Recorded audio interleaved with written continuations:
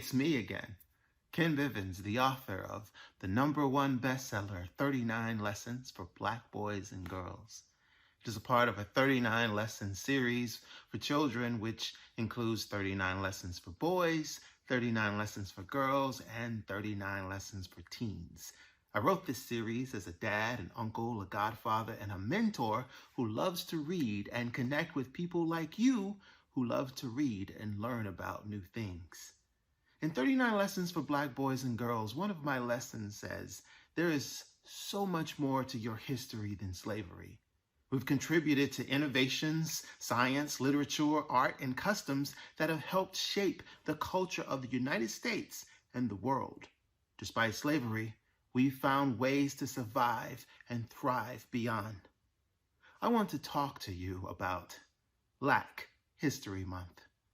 That's right, you didn't hear me wrong. I said Black. For as long as I can remember, Black History Month has been about nothing more than a few factoids of who invented what and a disturbing romanticism of our connection to being enslaved. I grew up thinking that my history began as a slave. It wasn't until my adolescent years and much independent reading later that I realized that slavery only accounts for 300 to 400 years of our recorded history out of hundreds of thousands of years of history. In other words, if I go according to the narrative, we started out as slaves, and then we were freed by some good white people, and then we invented stuff, and then Martin Luther King, Malcolm X, and President Obama. Yes, that's how ridiculous the education system has made it. There is so much more that has been lacking, but we've pushed the narrative, even as Black people, to say that that's good enough to teach our children and to celebrate. So, what is Black History Month?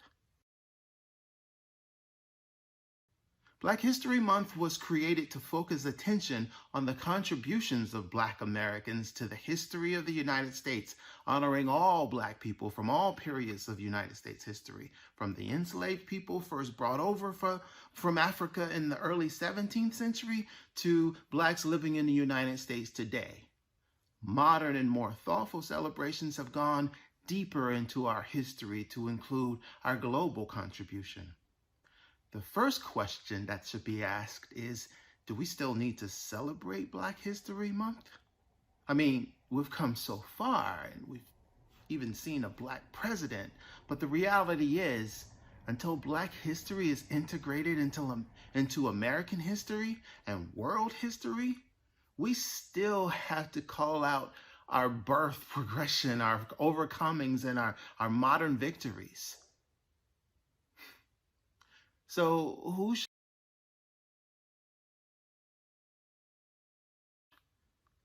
Is that a holiday just for Black people in elementary schools? Hardly not.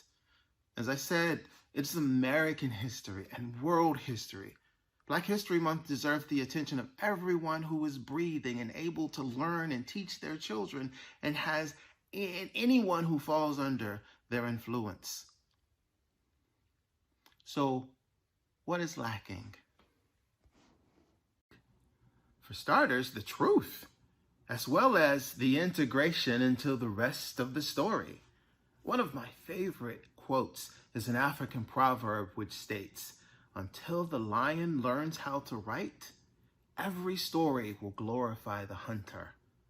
In other words, the narrative is not complete until the oppressed class learns how to and chooses to effectively communicate their side of the story from their perspective. So, how can we fix the problem? Well, most societal issues start with us looking at ourselves. What did you do last February at any day of the month? Did you get your sweetie a Valentine or any of those types of things? Or how about, did you teach your children or anyone who falls under your influence some truths about Black people from the diaspora? What's the diaspora? Okay, stay with me. We'll talk about that in a little bit. It starts with you. I love the quote by Rumi. "Yesterday, I was clever, so I wanted to change the world. Today, I am wise, so I am changing myself. The change starts with us. What's lacking, we can fulfill. And it begins with you.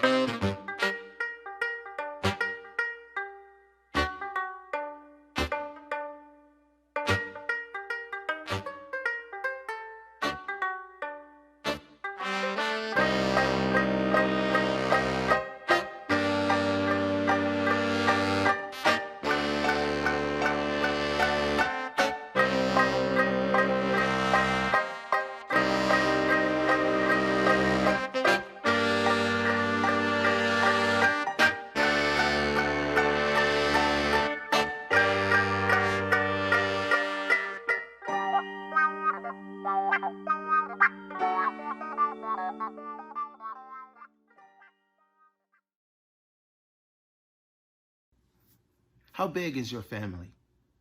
Mine is fairly small compared to a lot of my friends. I grew up with 2 sisters and a mother.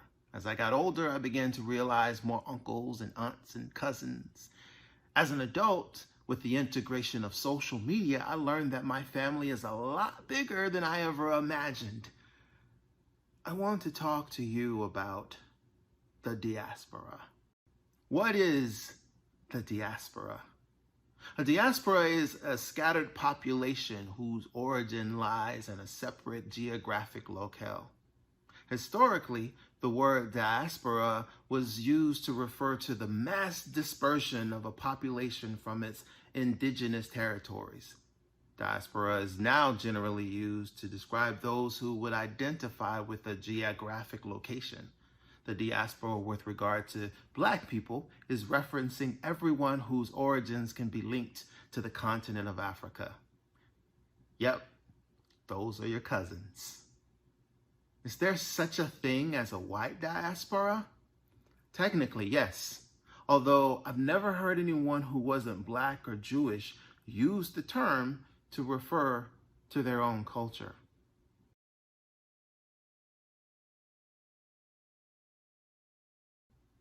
Family reunions, if you've ever been to one, can be a lot of fun, full of great discoveries, reunions, hence the name, and sometimes drama.